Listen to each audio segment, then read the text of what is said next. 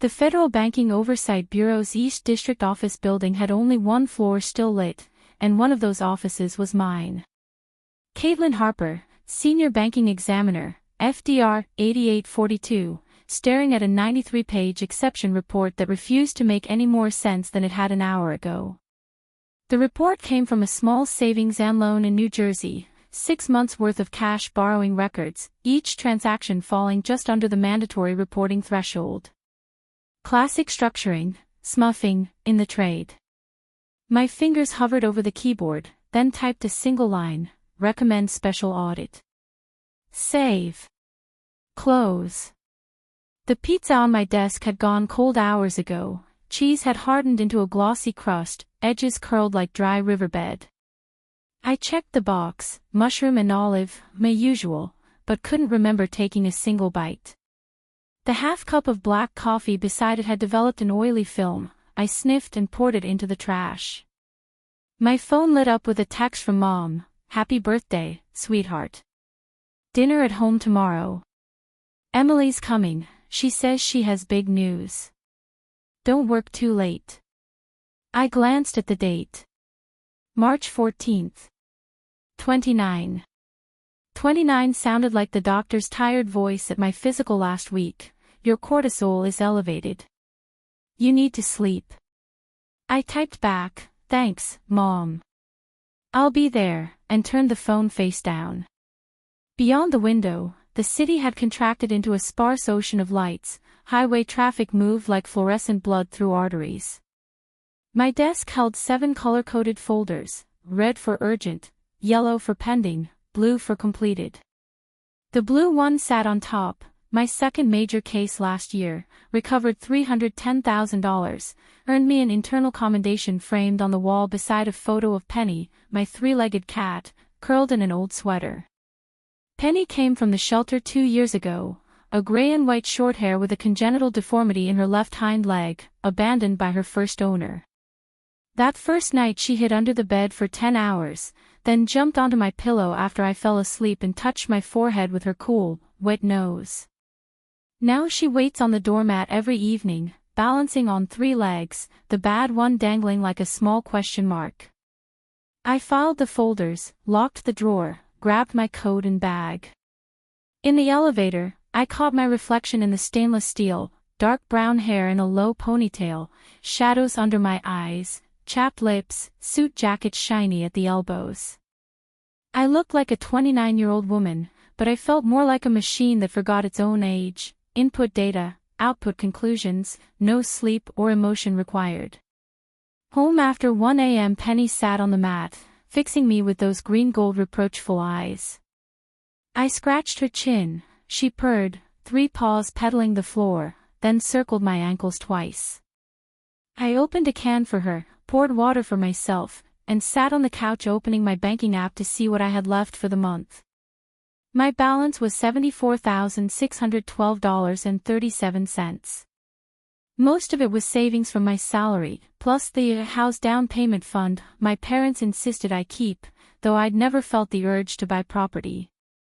I planned to transfer a little to buy the espresso machine I'd had my eye on, the rest would stay. I entered the amount, confirmed. The system said, insufficient funds. I blinked, refreshed. Balance, 0. No, $12.83. $74,000 gone. My heart slammed against my ribs. I refreshed 5 times, same number. The transaction log showed a full transfer out, recipient, Emily Harper, memo, wedding fund, thanks, little sis. Timestamp, March 15th, 12:03 a.m. While I was still at the office. I called the bank's customer service. After 40 minutes of hold music, I hung up and dialed the bureau's internal hotline. Using my ID and clearance, I traced the transfer. It had been authorized through a joint account authorization I never signed. The scanned signature on file was a clumsy forgery. The witness signature belonged to my mother. My hand started shaking. Not from cold, the apartment heat was cranked, but from a deeper chill that rose from my stomach. The authorization was dated March 10th. Mom had called that day, chatted idly, then asked, "What's your bank account number again? I want to send you a birthday gift." I told her. Because I trusted her. The gift was for Emily. I shut off the phone, turned off the lights, and sat in the dark. Penny jumped onto my lap, warm, kneading my thigh with her paws, soft, rhythmic, like working dough that would never rise. I didn't cry. On my 29th birthday, I discovered I could absorb a betrayal by my own family with a calm that was more frightening than rage. The next morning I didn't go to work.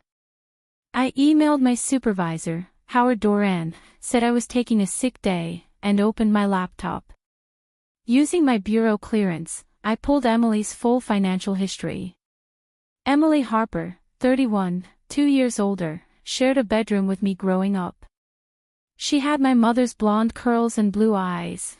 I got Dad's gray-green eyes and dark hair. Neighbors used to say, "The older one's an angel, the younger one's a little witch."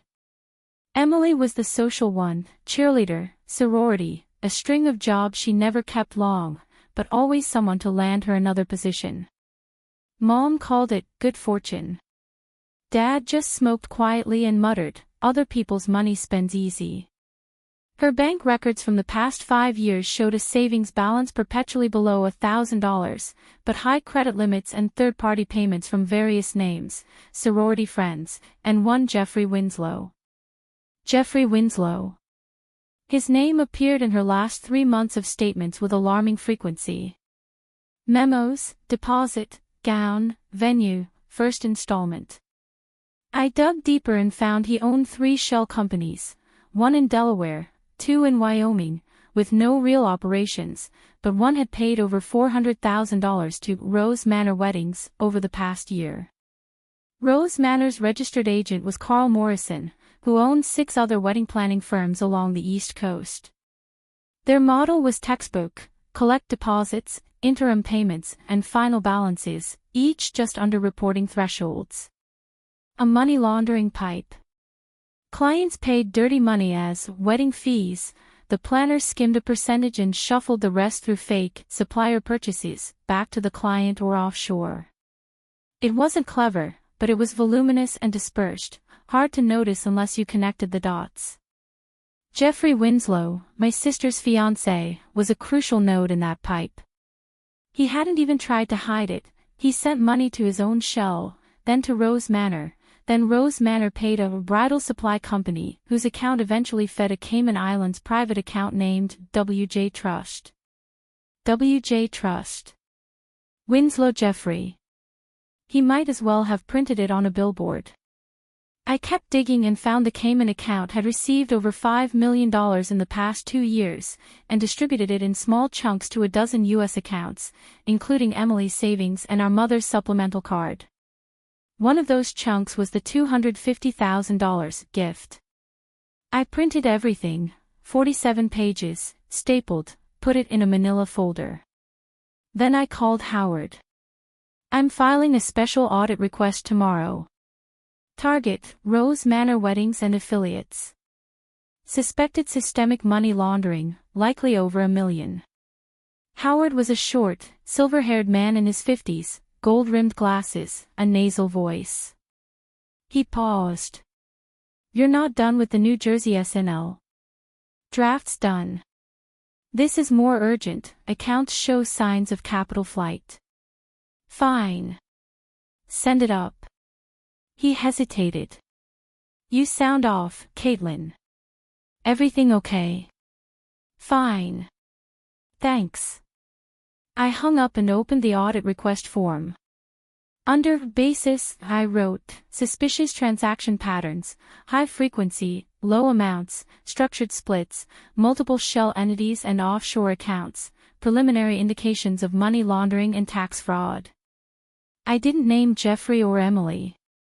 But I knew the system would auto-link every related entity, including her accounts.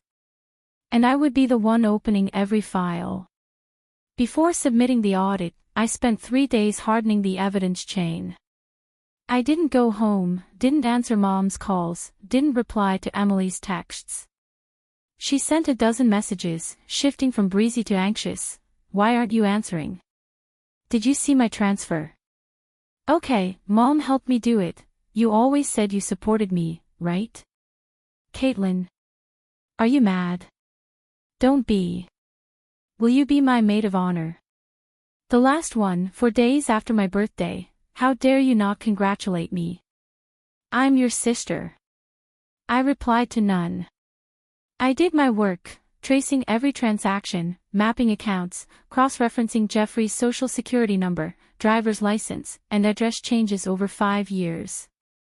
I found a Florida property registered under his mother's name but paid for by his shell company, likely another unreported asset. I also found Emily had applied for a small loan using my account info. She'd filled in my social security number, pay stubs, and address, ticking spouse for relationship.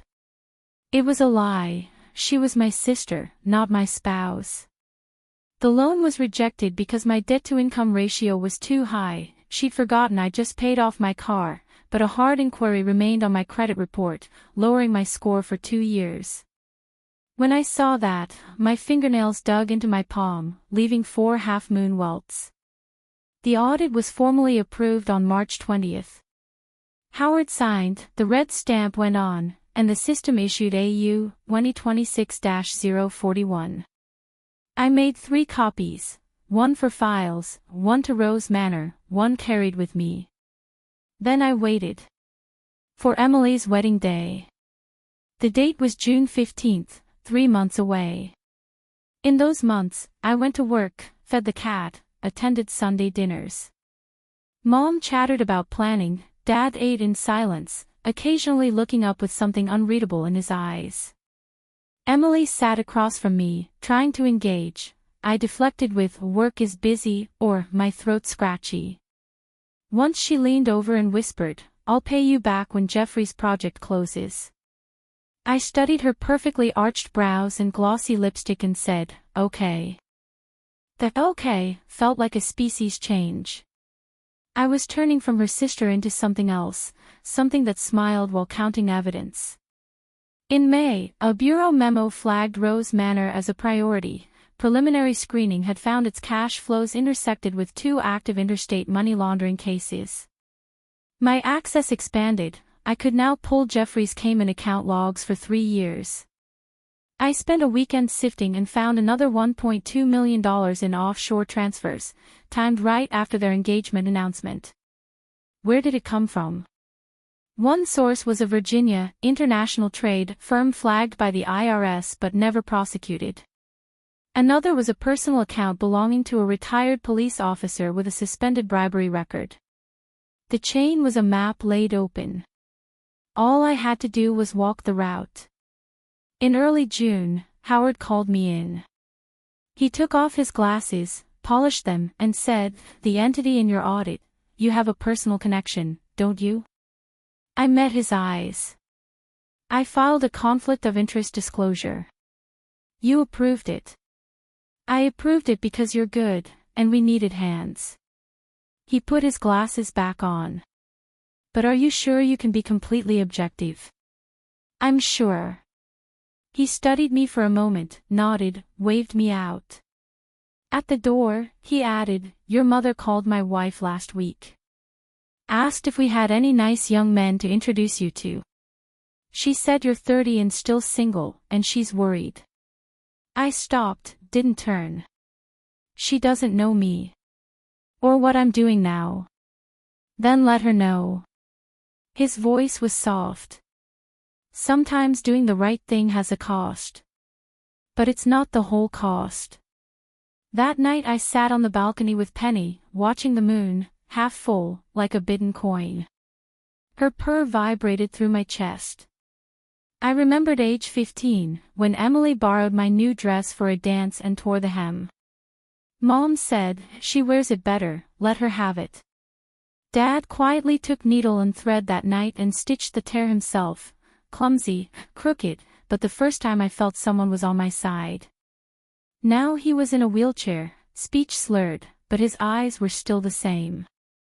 The night before the wedding, I ironed my suit, folded the audit order into my inner pocket, and polished my handcuffs. Penny watched from the coat rack, head tilted, her bad leg swinging. I looked in the mirror and noticed the way I applied my lipstick was almost identical to Emily's in family photos. We shared the same blood. But I was about to use these hands to tear a hole in her decorated world. June 15th, 2 p.m. I arrived at Rose Manor to find the parking lot full. Guest cars snaked along the access road. Several luxury plates belonged to names I'd seen in Jeffrey's transfer logs. I parked my Honda at the far end and walked across the manicured lawn into the main building. The air smelled of jasmine and roses, laughter and champagne. The ballroom was more extravagant than I'd imagined, flower arches 3 meters high, mirrored floor reflecting thousands of crystal beads. The centerpiece was a sailboat made of white roses, its sail embroidered ENJ. How long had Emily planned this? From my birthday onward, she'd been spending my money. And in her text she said, "I'll pay you back," as if it were trivial. I found a seat at a corner table marked Bride's Family, but I didn't know anyone. Mom must have rearranged seating, sticking me with distant relatives. Across from me, a heavy-set man in Cartier cufflinks was loud talking on his phone. After he hung up, he grinned at me. Bride sighed. Sister. Oh, the sister-in-law. He extended a meaty hand. I'm Morrison, partner with the owner. This venue isn't cheap. I heard the flowers alone ran $18,000. Morrison. Carl Morrison. I gripped his hand without squeezing. Do you know Jeffrey Winslow? Sure, the groom. He laughed. Generous guy. Our boss loves him. I released his hand, picked up my water glass, took a sip. Tepid, metallic. I looked up to the spiral staircase. Emily appeared. She wore an ivory Vera Wang gown, skirts spreading like clouds, pearls sewn densely at neck and waist. I stared at those pearls for 3 seconds and knew they were fakes, too uniform, no iridescence. The bridal supply company had charged $80,000 and given her costume jewelry. She might never know, or might not want to. Her smile was bright as June. Bridesmaids flocked around her. I noticed our grandmother's diamond hairpin in her updo.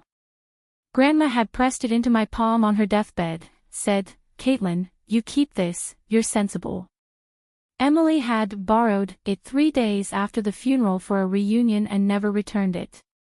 Mom told me, "Don't make a fuss, she needs the confidence boost more." I stood up. The string quartet was playing a crescendo, notes dense as rain on a tin roof.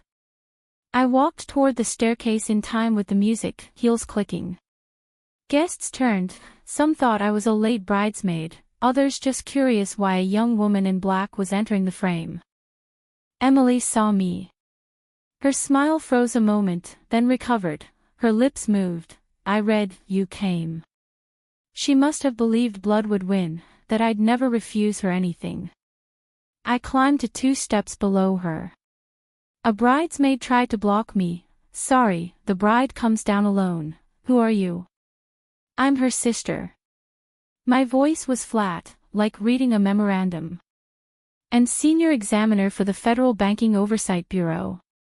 "Emily, under the Federal Deposit Insurance Act, Section 8, I am serving you with a special audit order. All accounts, credit instruments, and related transactions under your name are hereby frozen and subject to review." I pulled the folded document from my inner pocket and opened it. The red stamp glowed like blood under the chandeliers. Emily's face drained. The coral blush on her cheeks vanished, leaving grayish skin beneath foundation. Her lips trembled, no sound came, only a faint hiss from her throat. Downstairs, the strings had stopped. Guests rose, phones out, flashlights strobing. Someone yelled, "What's going on?" Another called for security. Jeffrey strode from the head table, still wearing the professional grin the MC had just prompted, but that grin was cracking. "Honey." He looked up at Emily, then at me. "What is this? You're Emily's sister, right? This isn't the time." I pulled out the handcuffs from my other pocket. Steel glinted. "Mr. Winslow, under the temporary restraining order attached to this audit, you are prohibited from leaving the state during this investigation. Additionally, 3 weeks ago, your Cayman account transferred $1.2 million to an unregistered offshore fund linked to at least 2 active money laundering cases. I don't have arrest powers, but FBI agents will arrive in approximately 40 minutes to read you your rights." Jeffrey stepped back, his knee hitting a chair with a dull thud. His smile dissolved into something I'd seen many times, the look of a cornered man calculating escape. His hand moved toward his jacket. I said, "I'd advise against reaching for anything. I'll consider it a threat." His hand froze midair. Emily finally found her voice, shrill as crushed glass. "Caitlin. You're insane. This is my wedding.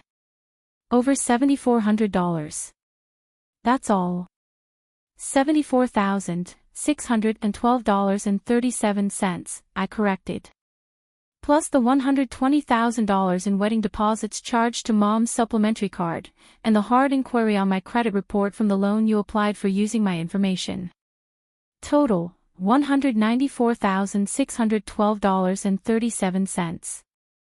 With federal overdue interest from March 15 to today, $203,114.08. I've rechecked those numbers every single day since March 15. My voice wasn't loud, but each word landed hard. The ballroom fell silent enough to hear the HVAC hum and a guest's wristwatch ticking. Emily's mascara smudged, black streaks ran down her cheeks. She buried her face in her hands and crouched, her wedding dress pooling like melted cream on the carpet.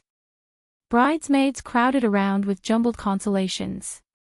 Jeffrey stood 3 paces away on his phone, voice tight. "Yeah, now, bring the lawyer." Mom charged from the head table, champagne heels wobbling. She grabbed my wrist, nails digging. "What are you doing? You ruined your sister's wedding. Are you crazy, Caitlin? I allowed her to use that money. You don't need all that saved. You don't have a life."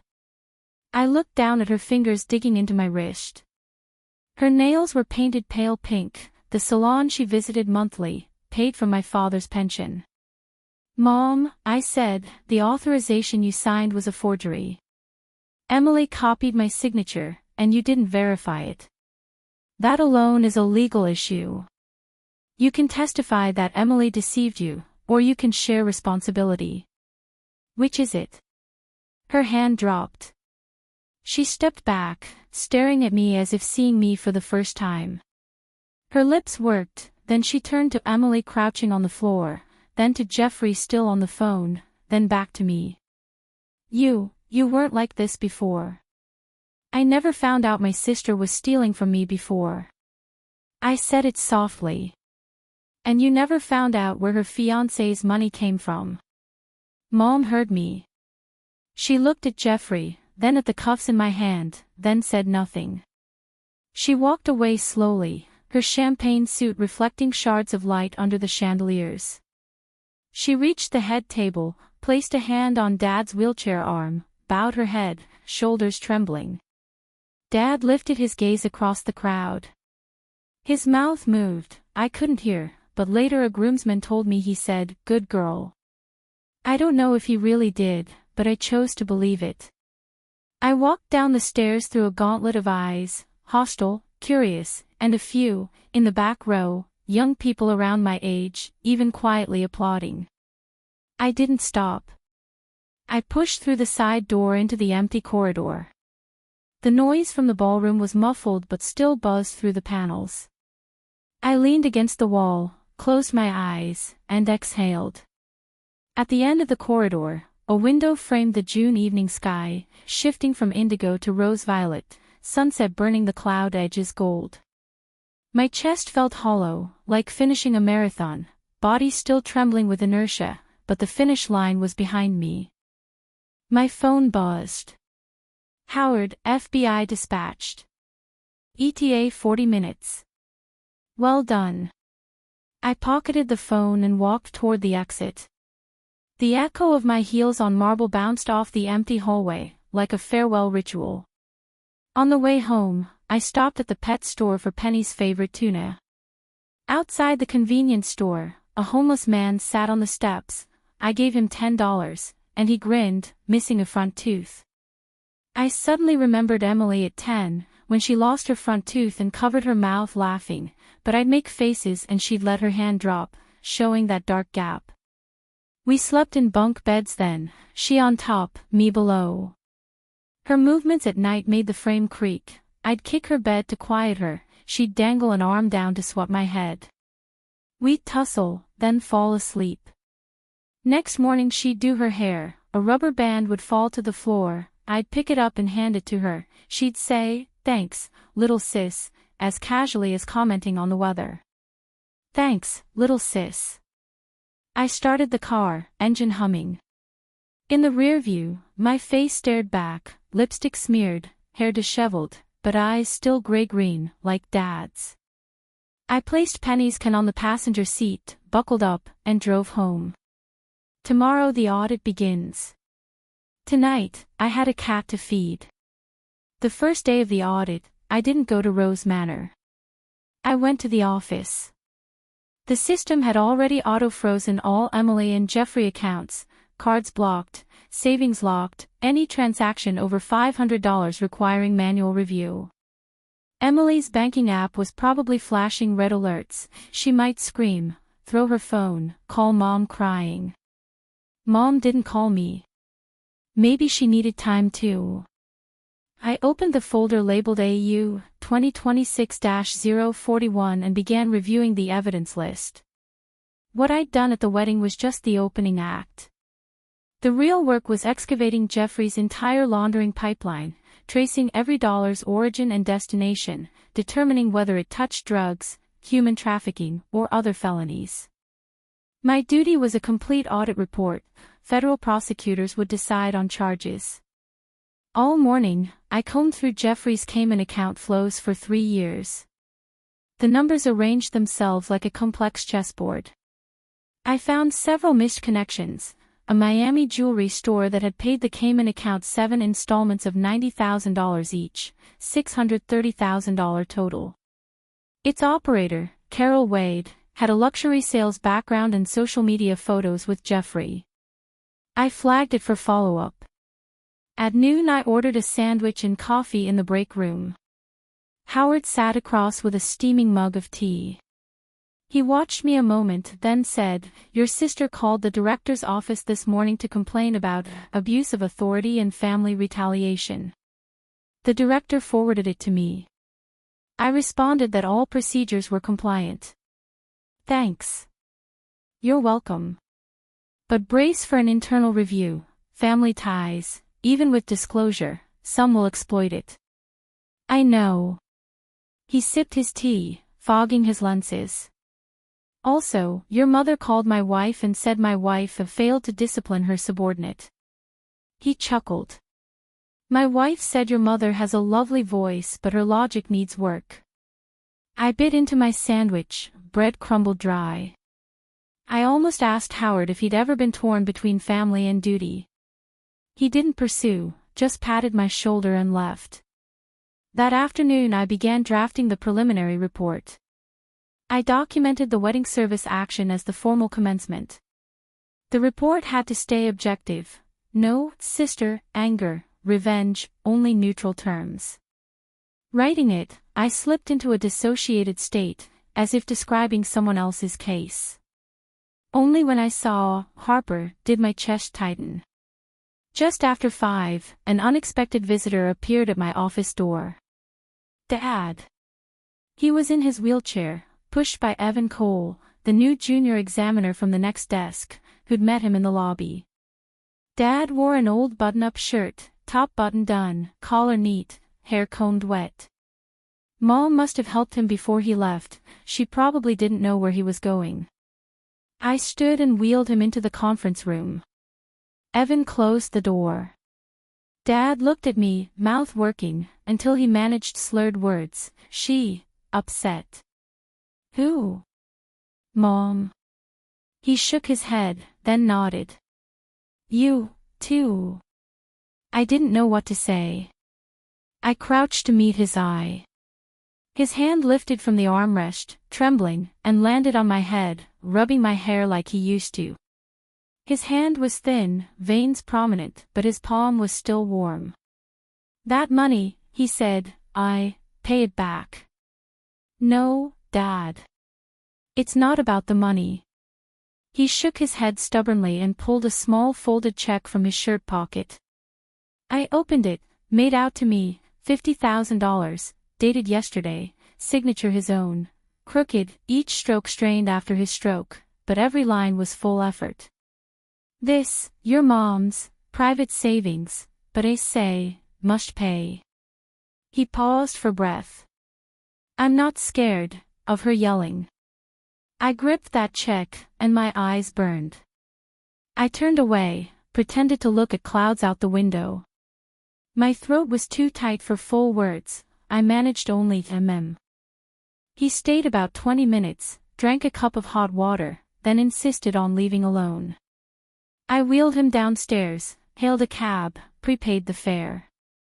As he got in, he tugged my sleeve. Don't hate her. She's stupid. Not bad. I nodded. The cab pulled away, taillights merging into rush hour traffic, disappearing around the corner. I stood on the curb a long time. That night I tucked the check into a book on my shelf. Penny jumped up, pawed the book's spine. I lifted her down and held her. Her purr was the only thing that made the world feel normal. Day 15 of the audit, I obtained key evidence. Rose Manor's books showed a flower supplier payment of $120,000 to a Pennsylvania-registered company called Greenleaf Imports. Its filing address was a P.O. box, its registered agent was Carl Morrison's nephew. Greenleaf's bank account had paid Jeffrey's shell company $340,000 over the previous year, one memo reading, consulting fee. Consulting for what? No contract, no invoice, no record of any service. I called the Pennsylvania Secretary of State and pulled the annual report. The company claimed wholesale flowers, but reported zero income, zero employees, and hadn't renewed its business license. A pure laundering relay. I followed the thread and found Greenleaf also paid 2 installments to the Miami jewelry store. When I phoned Carol Wade, her voice tightened like a noose. Oh, that was a deposit for a custom engagement ring. Mr. Winslow wanted a custom piece. Later he changed to a ready-made, so we refunded, but she couldn't produce a refund receipt. I wrote in my report, funds form a closed-loop pattern through multiple shell entities with no legitimate basis, highly consistent with money laundering. On day 20, I submitted interim findings to the U.S. Attorney's Office and recommended criminal charges against Jeffrey Winslow. The prosecution team took 3 days to review, then confirmed, sufficient evidence, we can move to grand jury. Meanwhile, Emily's accounts were partially unfrozen, those traceable to her own wages, but all transfers from Jeffrey or affiliates remained frozen. She sent me one text, "Caitlin, can we talk? Just once. No fighting." I replied, yes. Tomorrow, 3 p.m., coffee shop under my office. The next day I walked into Deep Brew at 3 sharp. The place was quiet, sea humming, air thick with espresso and cinnamon. Emily sat by the window, a cup of untouched latte in front, foam collapsed. No wedding gown, no makeup, bare face, gray hoodie, hair pulled in a loose ponytail. She looked like college Emily, before she learned mascara and contour. I sat, ordered black coffee. She looked at me, eyes flickering. "You've lost weight," she said. "Audit work." Silence. She pushed her cold latte aside and clasped her hands on the table, knuckles white. Jeffrey was subpoenaed, you know.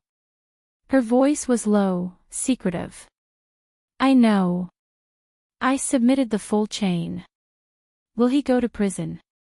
Depends on the jury and judge. But my material covers over $2 million, money laundering, tax fraud, falsifying business records. Multiple counts, probably 5 years or more in federal prison. She inhaled, fingers twisting. I didn't know. I honestly didn't know his money was dirty. He told me he did international trade, he was successful, I believed him. You believed him, so you used my money for the wedding deposit. You believed him, so you let him channel $250,000 through your account. You believed him, and you never once asked, where does this money come from? I took a sip, it was hot and bitter. Emily's eyes reddened. I know I was wrong. I'll pay you back. I can sell my bags, my jewelry. Mom said she'd help me save. Emily. I set the cup down, met her gaze. I didn't launch the audit because you took my money. 74,000 is a number, it hurts, but I can absorb it. I launched because I found Jeffrey's laundering, and my job is to stop it. Your account was just one of his transit points. Her tears finally spilled. So you weren't getting revenge. Revenge? The word felt foreign. If you weren't complicit in his operation, if your account was just used, you're facing fines and freezes, not jail. I wrote in my report, affiliated party without knowledge. That finding is based on your records, no suspicious signatures, no abnormal operations. I left you room. Emily froze, mouth open, tears hanging from her chin, like a rain-soaked bird. You left me room. You're stupid, not bad. I quoted Dad. But stupid has consequences. Your wedding is gone, your fiancé is going to prison, your credit is stained, your social circle has dropped you. I didn't give you those. You chose that relationship. She buried her face in her palms, shoulders heaving. Other customers glanced over, I ignored them and drank my coffee. Eventually she lifted her head, wiped her face sloppily with a napkin, nose red. Will you forgive me? She asked. I won't forgive you, because forgiveness would mean what you did can be erased. But I'll still be your sister, provided you never steal anything from me again, including my signature. I slid a business card across the table. My office line. If you want to cooperate, tell us what you know about Jeffrey's money flows. It won't help you, but it will strengthen the case against him. She picked up the card, examined it, tucked it in her pocket. Mom, she started. Mom will adjust. She's stronger than you think. I stood, took my cup to the return counter. Emily stood too and grabbed my sleeve, just like when we were kids, when she'd drop a rubber band and I'd hand it back. Thanks, little sis, she said. Her voice was hoarse, but the casual flippancy was gone. I paused, didn't turn. Don't steal next time. Just ask, maybe I'll say yes. I walked out into blinding afternoon sun. I squinted, breathed in the humid June air. My phone buzzed. Howard, grand jury indicted Jeffrey Winslow. Your sister's account unfreezing is in process, done by month end. You did exceptionally well. I pocketed the phone and walked toward the office. Penny had a vet checkup tonight, I had to go home in time. July arrived like a steam bath. The federal prosecutor filed 6 charges against Jeffrey Winslow: money laundering, interstate transport of illegal proceeds, falsifying business records, tax fraud, conspiracy, and obstruction of justice. He tried deleting emails during the investigation. Digital forensics recovered them. The media ran a brief piece: wedding turns trial, groom arrested for laundering. My name wasn't mentioned, but everyone in the office knew I'd dug it up. Howard gave me public praise at the monthly meeting, Caitlin demonstrated the sharpness and integrity every examiner should have. I sat in the back, watching colleagues turn and smile, give thumbs up. Later Evan said in the break room, "You're ruthless, you investigated your own sister." I corrected him, "I investigated crime. My sister was swept up in it." He shrugged, "Either way, I'm never crossing you." In August, Emily moved back home. She'd given up her apartment. After Jeffrey's assets froze, she couldn't afford Manhattan rent. Mom made her soup daily. They argued in the kitchen but ended up eating together. I visited Dad a few times, always avoiding hours when Mom and Emily were home. Once Dad showed me a photo on his phone, Mom and Emily planting tomatoes in the yard, both in old t-shirts, muddy pant legs, shoulders close. Dad typed in his notes app and showed me, "They're learning to grow tomatoes. Mom said when they're ripe, she'll bring you a basket." I read it twice, didn't speak, just patted his shoulder. In early September, Emily called and said she'd enrolled in an accounting basics course at community college. "I want to understand money for real," she said, "so I don't get fooled again." I suggested she consider a state university online program instead, and I could help with homework on weekends. She was quiet, then, "Okay." Then, weekend dinner. "Mom's making your favorite beef stew." I said yes. That weekend I drove home. Penny rode shotgun, watching passing trees with curiosity. Mom opened the door, flour dusting her apron. She looked at me, lips pressed, then stepped aside with one word, "In." The table had beef stew, mashed potatoes, roasted vegetables. Emily came out with soup, hair cut short, face bare, looking 3 years younger. She gave me a tentative but genuine smile. Dad was wheeled to the head of the table.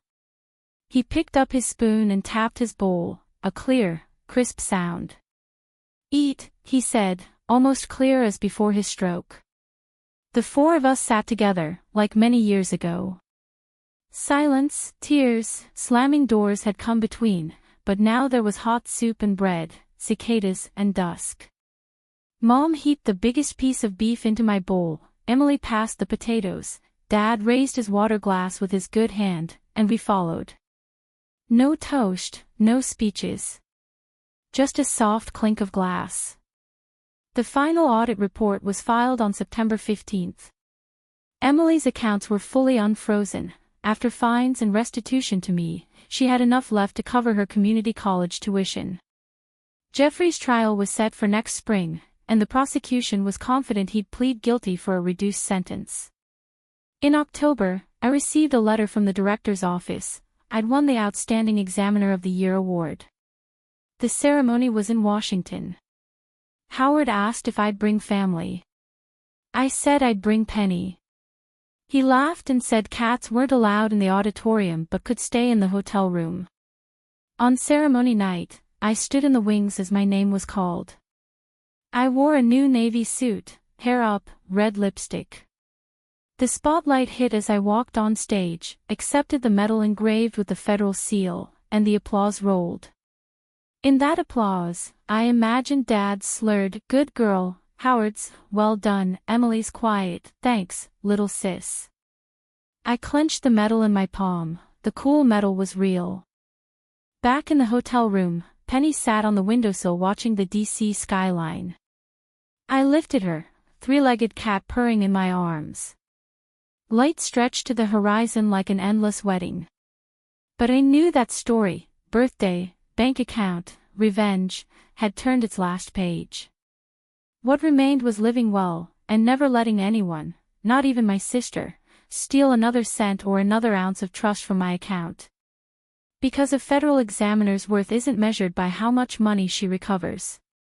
It's measured by how clearly she reads the humanity behind every number, even when those numbers belong to family.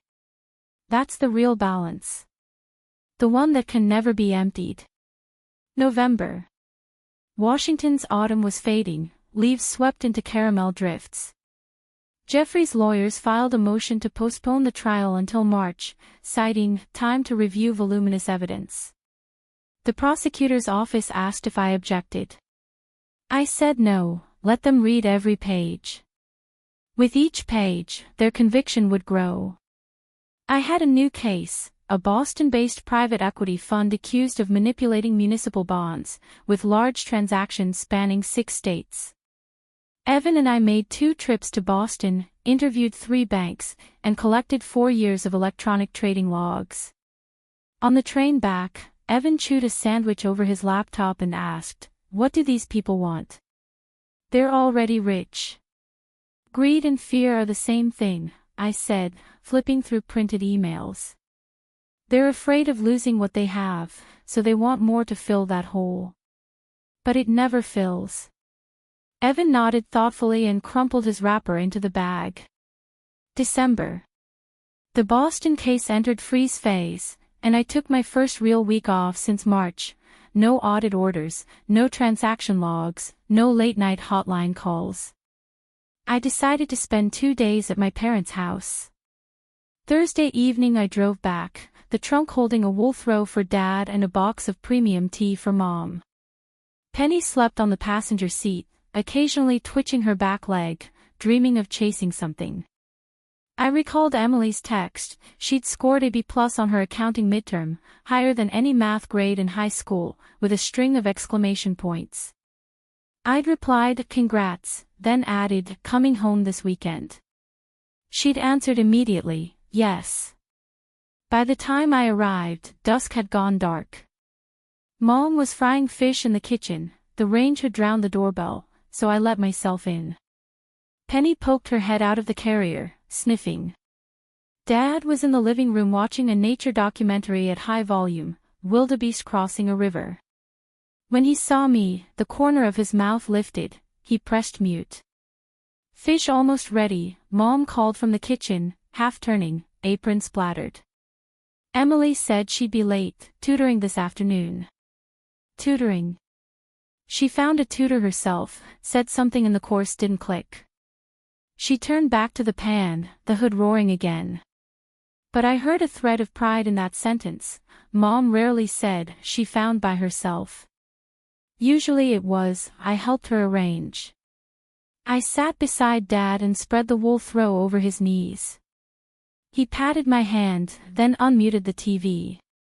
The wildebeest made it across. The crocodile sank empty-mouthed. Emily arrived around 7:30, bringing a gust of cold air. She wore the gray hoodie, a backpack, her hair clipped with an old barrette, like a college student just out of class. She called out, "I'm starving," then saw me on the couch and grinned. "You came." "I came." She kicked off shoes and sat next to me, close enough that I smelled the library paper and ink scent on her hoodie. She pulled out a folder and flipped it open. "Look, deferred tax liabilities versus assets. I wrestled this for 2 weeks." I scanned her highlighted notes, some concepts double underlined, with question marks and arrows. Her handwriting was still messy but neater than high school. "You have the idea right," I said, "but here, the distinction between temporary and permanent differences, you reversed it." She leaned in, forehead almost touching my shoulder. Her shampoo was the cheapest floral from the grocery store. Before she'd used salon brands, one conditioner cost my weekly groceries. "Oh," she smacked her forehead, "that's why I kept getting practice problems wrong. Teach me."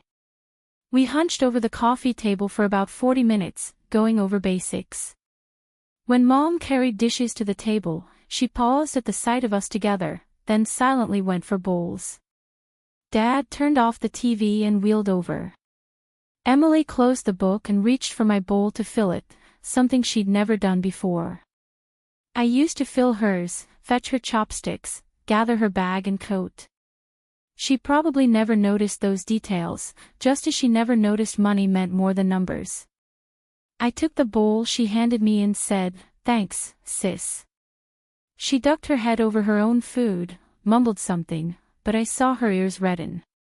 After dinner, Mom surprised us by saying, I'll do the dishes.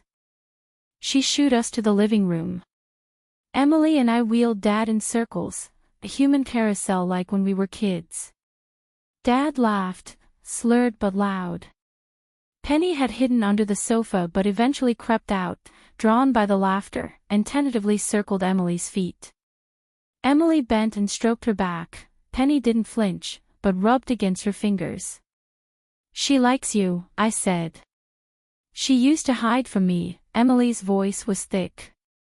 "Last time I tried to pick her up, she scratched me." "You wore perfume then." "She hates heavy scents."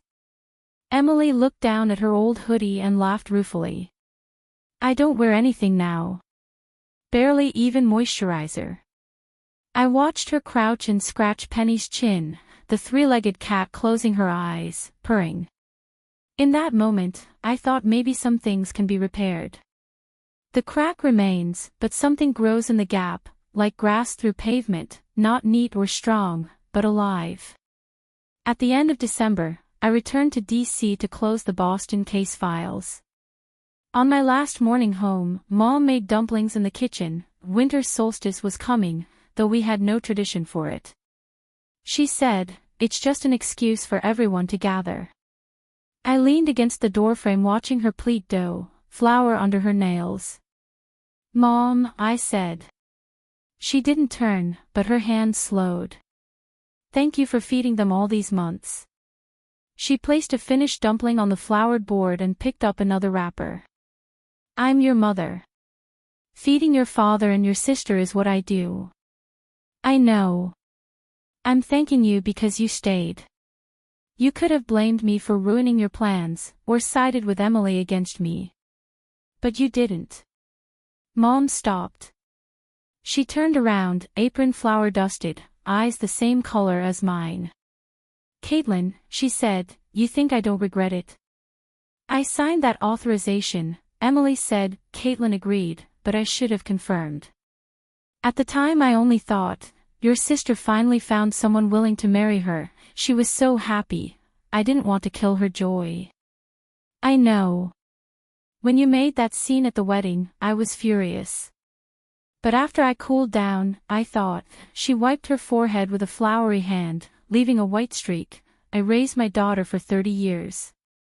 She's not someone who'd accuse falsely.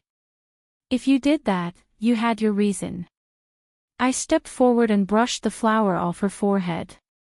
She stood still and let me. "Call us when the dumplings are ready," I said, stepping back.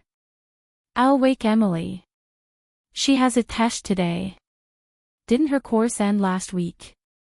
She signed up for an extra tax basics class. Said she wants to strike while the iron's hot." Mom blinked, then turned back to the counter, but I heard her laugh, soft, buried in flour and meat. Early January, Emily's tax class began. She spammed the family chat every night. Tonight was capital gains. "I want to die. Teacher has an accent. My ears hurt. Why does AMT exist?" Dad sent a thumbs up emoji. Mom posted a photo of dumplings. I typed, "AMT is meant to prevent the wealthy from using deductions to avoid tax. Remember the intent and it'll make sense." Then deleted it and resent, "Hang in there, coffee on me when you're done." She replied with a waterfall of crying emojis. January slid by. Evan and I completed the Boston audit. Howard said, "You've exceeded your quota this year. Want to apply for promotion? Next level is lead examiner, 2 pay grades up." I said I'd think about it. But I knew I would apply. Not for the money, for the authority. Lead examiner could initiate broader investigations and access deeper data layers. After Emily, I realized my job wasn't just a job, it was a stance. Standing on the ledger side, protecting people who couldn't trace their own money. That required more power and more willingness to be alone. At the end of January, the prosecutor's office called. Jeffrey's lawyers had filed a motion to cross-examine me, attacking my investigative motives, personal animus, family bias. "We need you prepared," the prosecutor said. "I'm ready." After the call, I sat at my desk for 15 minutes, staring at the gray winter sky. I opened my drawer, took out the audit order AU 2026-041, and read every page. Each number I'd verified at least 3 times, every conclusion rested on verifiable evidence. Personal grudge. Yes. But it didn't affect my professional judgment. I'd learned to separate emotion from duty on the morning of March 15th. I texted Emily, "Jeffrey's case may go to trial soon. Lawyers may subpoena me. If you get a subpoena, let me know." She replied after half an hour, "They already contacted me. They want to ask about Jeffrey's money sources." Caitlin, what do I say? The truth. Say what you know, say what you don't. Don't cover for him, don't invent, don't exaggerate out of spite. Just facts. Okay. A few minutes later, will you be in court? Yes. Probably next to the prosecutor. I'll sit in the back row. After, I'll buy you coffee. I stared at that message for a long time, then typed, yes. February, trial day. Snow fell hard. The courthouse steps were sanded, but reporters in heels still slipped, colleagues caught them. I wore low black boots under my suit, a navy coat over it. Emily texted she was already seated in the back row. I showed my federal ID at security, took the prosecutor's side entrance. Jeffrey sat at the defense table, dark gray suit, tie perfect. He'd lost weight, cheekbones sharper, dark circles. He looked at me with no expression, but I felt his hate, sharp as a winter draft through a cracked door. I looked away to the judge, a silver-haired woman with a calm face, reviewing papers. The prosecutor's opening statement lasted 40 minutes, detailing how Jeffrey moved dirty money through shells and wedding planners. I sat in the examiner's seat with a 200-page appendix index. My role would be to explain banking transaction monitoring, structuring methods, and the flow between Cayman and domestic accounts.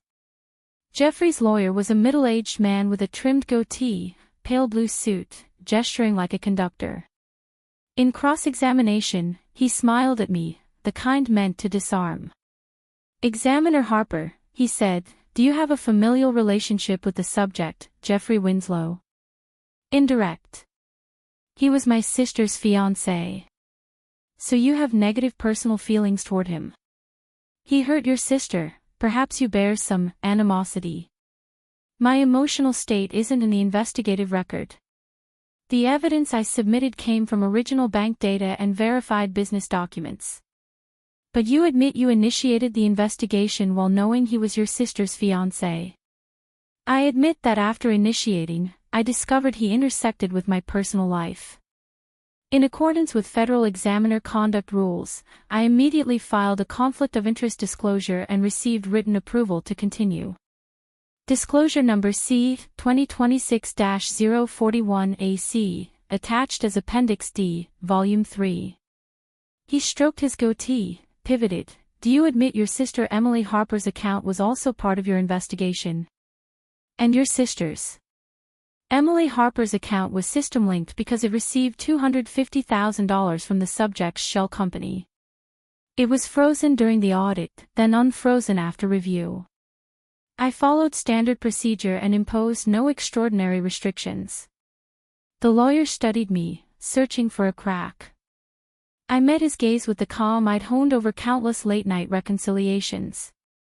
Finally he shrugged, "No further questions, Your Honor."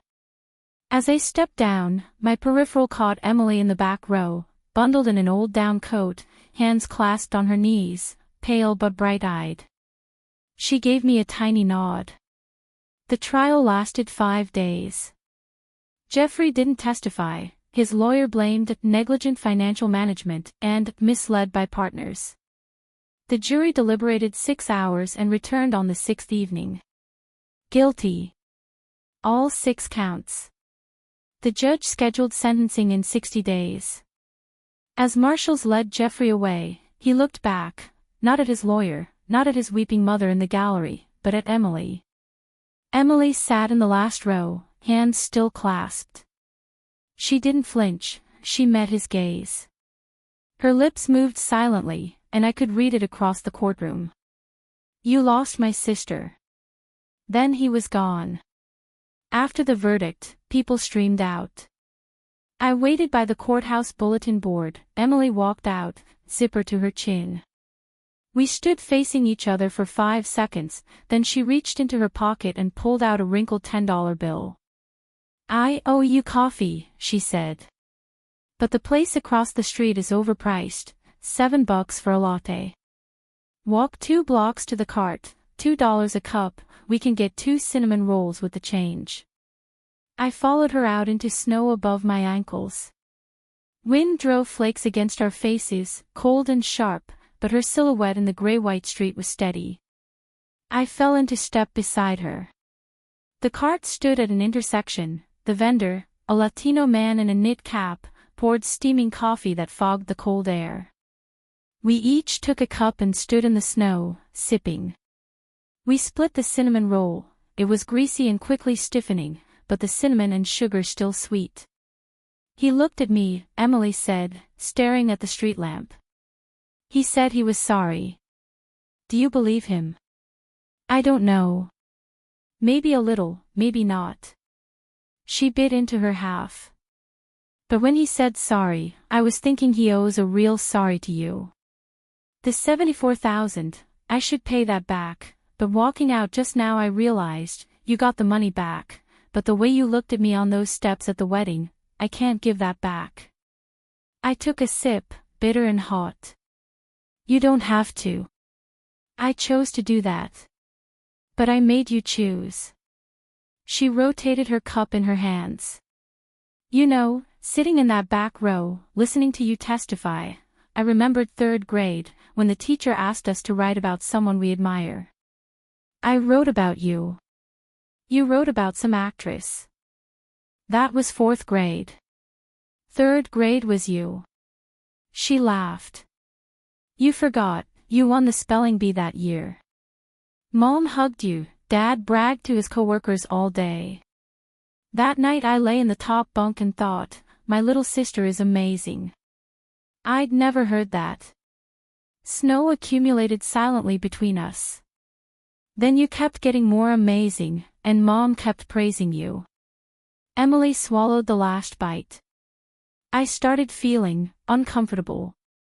"You'd go to good college, get a good job, save money, and I was doing vague jobs, earning vague money. Then Jeffrey appeared, generous, attentive, saying, 'Don't worry, I'll handle money.' I thought, finally someone picks me." She crushed her empty cup and tossed it. "But he didn't pick me. He picked my clean account. And your clean account." We stood quiet. Snow thinned from heavy flurries to salt grains. Streetlights came on, washing the snow in honey gold. "Emily," I said, "how's that accounting course?" "Fine. Tax basics almost done, I'll pass." "Why?" "I know someone at a community audit firm. They need interns. Pay isn't great, but you'll learn, and if you do well, they might hire you after a year. Want to try?" She stared. Snow caught on her lashes, she blinked. "You, helping me find a job. I'm passing along a name. Whether you get it is up to you."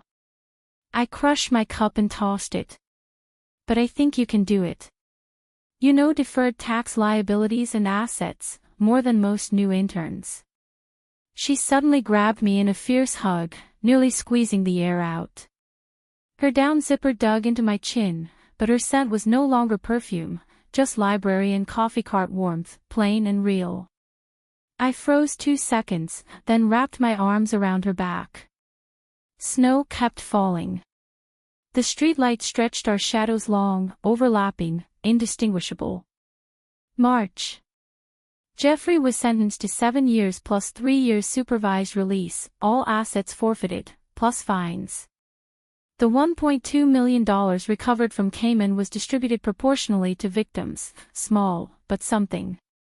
My $74,612.37 had been returned from Emily's unfrozen account. When the number reappeared in my balance, I felt nothing special. I put part into Penny's pet insurance fund and saved the rest. Emily got the internship at the community audit firm.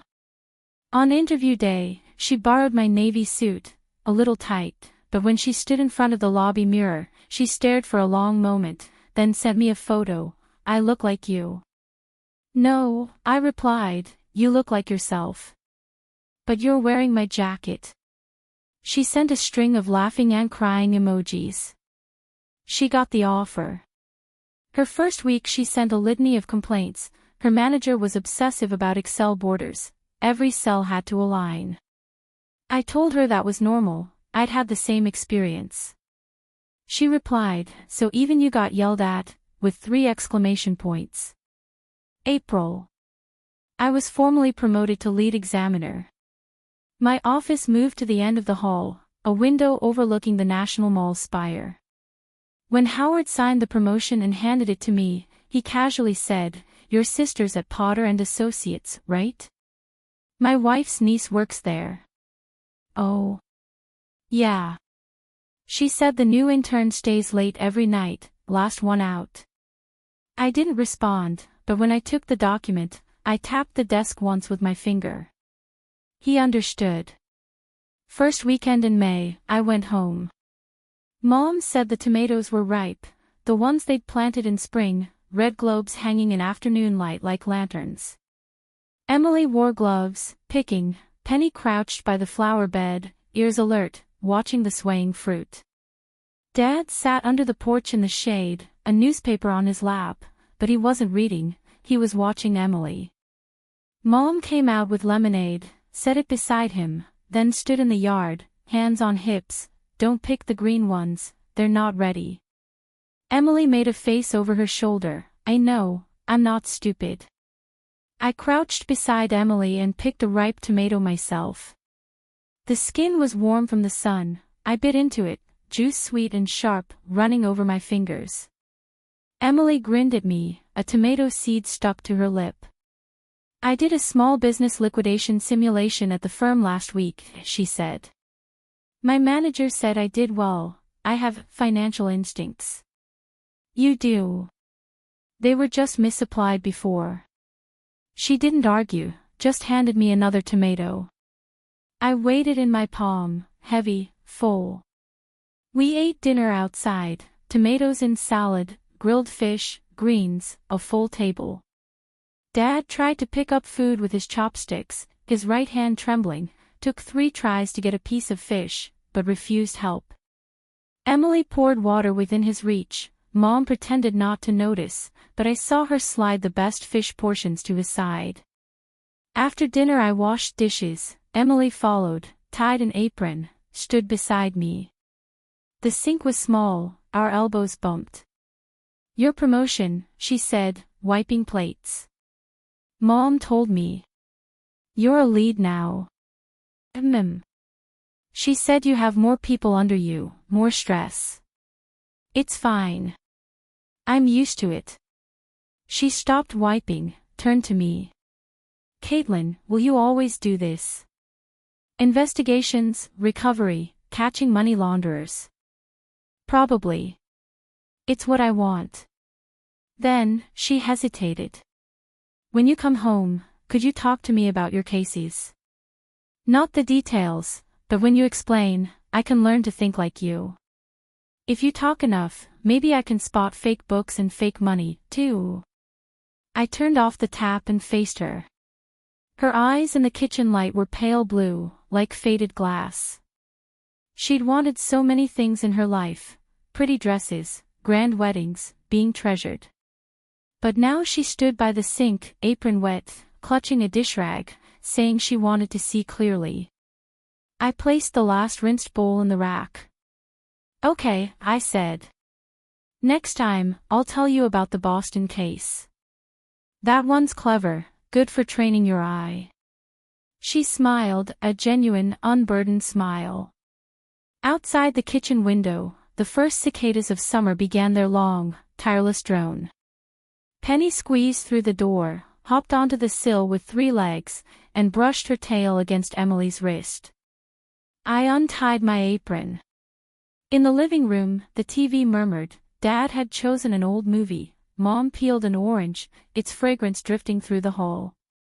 "Come on," I said. "Let's watch."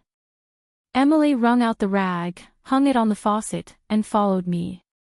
The living room lights were dimmed. Dad and Mom occupied opposite ends of the sofa, leaving 2 spaces between. Emily and I took them. The movie was a western. I don't recall the title. Dust and horses, wide-brimmed hats. No one spoke, only the screen moved. I glanced at my phone, a banking notification suggesting I invest idle funds. I swiped it away, placed the phone face down. Penny jumped off the sill, settled by Dad's wheelchair. He nudged her back with his foot. She purred, didn't move. I leaned into the sofa cushions, watching the horse cross the desert. Its shadow stretched long on the sand, sunset dyeing everything gold red. Hoof prints dimpled the ground, then wind erased them. Some marks stay. Like some accounts, emptied, can be refilled. I closed my eyes. Around me, breathing in sync, Emily's, Mom's, Dad's, and Penny's faint purr. All those sounds mixed with the hoofbeats and wind from the TV, the full texture of this early summer night. My bank balance was $74,612.37, not a cent missing. But the larger balance lived elsewhere, no digits, no audit required. That balance was called the sound of coming home. It would never be emptied.